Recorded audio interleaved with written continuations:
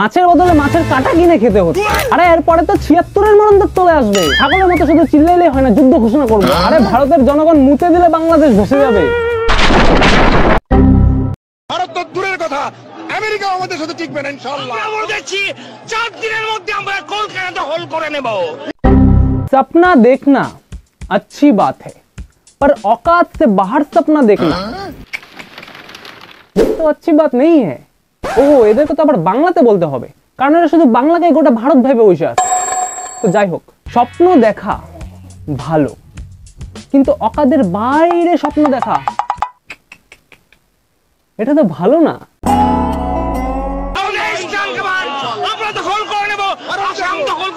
আরে আরে দাদু রিল্যাক্স রিল্যাক্স। আরে দাদুকে কেউ একটা ইনহার দে, নাহলে এখন ভুলভাল কিছু হয়ে গেলে ইন্ডিয়াতেও আসতে পারবে না। ভারী মুশকিল। তো hey welcome welcome welcome back to my channel guys. আমি সুমার, তোমার হচ্ছে দুষ্টু ছেলে। ভারত দিল স্বাধীনতা, ভারত দিল আলু। ভারত দিল স্বাধীনতা, ভারত দিল আলু। কলকাতা নাকি দখল করবে এই বাংলাদেশের লালু। আমি major Sharif. Sorry sorry sorry. Tripura আমাদের, আসাম আমাদের, মিজোরাম আমাদের, সমগ্র পূর্বাঞ্চল নিয়ে নতুন বাংলাদেশের সীমানা হবে ইনশাআল্লাহ।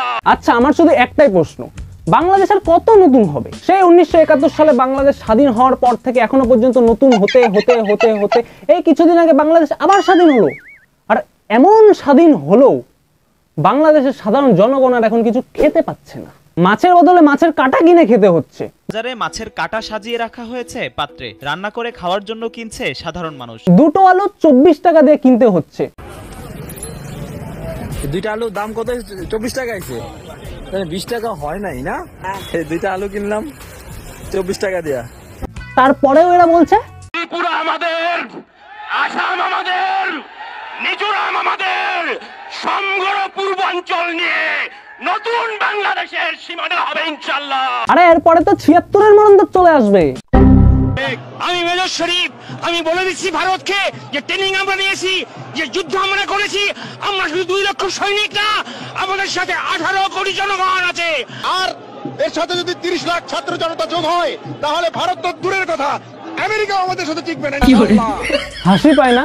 এরা 30 লাখ ছাত্র জনতা, 2 লক্ষ সৈনিক আর 18 কোটি জনগণ নিয়ে নাকি বলছে ভারত তো দূরের কথা, আমেরিকা আমাদের সাথে টিকবে না ইনশাআল্লাহ। আরে ভারতের জনগণ মুতে দিলে বাংলাদেশ ভেসে যাবে।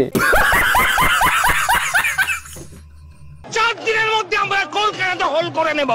ওই যে বললাম না, এরা শুধু পশ্চিমবঙ্গকে গোটা ভারত ভেবে বসে আছে, তাই ভারতের সম্পর্কে কোনো ধারণা নাই। আরে ভারতের সম্পর্কে একটু রিসার্চ করে দেখো, ভারতের জনগণ 145 কোটির উপরে, আর তোমরা 17.5 কোটি জনগণ নিয়ে বলছো ভারত তো দূরের কথা, আমেরিকা আমাদের সাথে টিকবে না ইনশাআল্লাহ।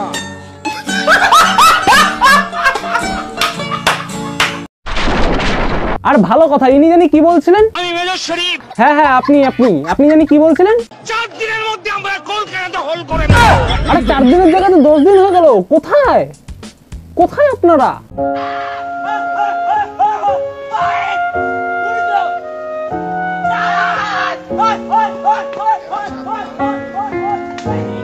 কার্টুন কেন চালালি? কি এটা বাংলাদেশের প্রস্তুতি? বাই দ্য ওয়ে, আমার ওই মুড টু অফ থাকলে না, আমি একটু কমেডি দেখি, একটু কি আমি ভালোই দেখি কমেডি। কিন্তু ইদানিং ভাই আমি সব চ্যানেল আনসাবস্ক্রাইব করে দিয়েছি, সব কমেডি চ্যানেল আনসাবস্ক্রাইব করে দিয়েছি। কারণ বাংলাদেশ ভাই এত মাইন্ড ব্লোয়িং কমেডি করছে, আমি অন্য কোনো চ্যানেলে কমেডি দেখবো। ওরা বলছে ভাই ভারতের উপর হামলা করবে, 17.5 কোটি জনগণ নিয়ে 145 কোটি জনগণের উপরে হামলা করবে। সেন্স অফ হিউমার ভাই, সেন্স অফ হিউমার। আবার বলছে অন্য দেশ থেকে পারমাণবিক অস্ত্র ধার নিয়ে ভারতের উপর হামলা করবে, 4 দিনের মধ্যে কলকাতা দখল করবে। ভারতের মধ্যে কারো আছে এরকম সেন্স অফ হিউমার? নাই ভাই, একমাত্র বাংলাদেশের আছে। তাই আমি বাংলাদেশের কমেডি এখন বেশি নিয়েছি, বাংলাদেশের কমেডির ফ্যান আমি এখন, বিগ ফ্যান।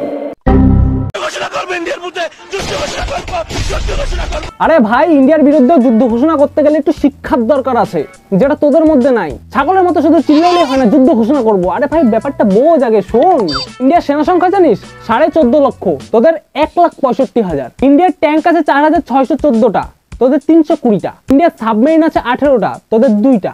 ইন্ডিয়ান নেভি আছে 1,10,000, তোদের 25,000। ইন্ডিয়ার এয়ারফোর্স আছে 1,70,000, তোদের 17,000। আর সব থেকে বড় যে বিষয়টা হলো সেটা হলো ভারতের কাছে ভাই পারমাণবিক অস্ত্র আছে, আর তোদের কাছে তোরা তো আবার ধার নিবি অন্য দেশের থেকে।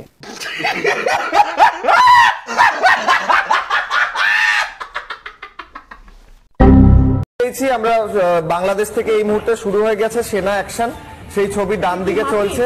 আর এই যে ভাই meme review channel, sorry news channel, actually এটা নিউজ চ্যানেল না মিম রিভিউ চ্যানেল বোঝা মুশকিল ভাই।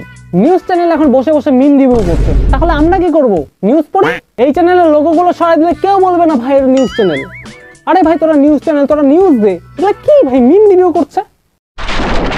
আর সব শেষে এই গত 16ই ডিসেম্বর ছিল বাংলাদেশের বিজয় দিবস। 1971 সালে ভারত বাংলাদেশকে 4ই ডিসেম্বর থেকে 16ই ডিসেম্বর পর্যন্ত টানা 13 দিন পাকিস্তানের সাথে যুদ্ধ করে বাংলাদেশের স্বাধীনতা এনে দিচ্ছে। আর সেই বাংলাদেশ এখন ভারতের পতাকা পাড়াচ্ছে, অসম্মান করতেছে, অমর্যাদা করতেছে। আফটার অল এটাও তো একসময় পূর্ব পাকিস্তান ছিল, এখন আবার যাচ্ছে ওটা পাকিস্তান করতে। আপনি যদি পারেন আমার বাংলাদেশকে আবার পাকিস্তানে নিয়ে যান, পাকিস্তানের সাথে পশ্চিম পাকিস্তান আর পূর্ব পাকিস্তান এক করেন। ভালো করো, পাকিস্তান এখন 200 টাকা কেজি আটা খাচ্ছে, তোমরাও খাবে। তবে যাই হোক, তোরা এখন যে পতাকার উপরে পাড়াচ্ছিস, যে পতাকাকে অসম্মান করতেছিস, অমর্যাদা করতেছিস, সেই পতাকায় চাঁদের মাটিতে গোজা আছে। বুঝি সবই বুঝি, হিংসা। তবে হিংসা না করে চেষ্টা কর, আমি জানি তোরা পারবি আরো ভালো কমেডি করতে। I don't ever slow up, no I don't take shit. I got no love for the fakeness. If you wanna play tough and wanna hate this, I'll always show up.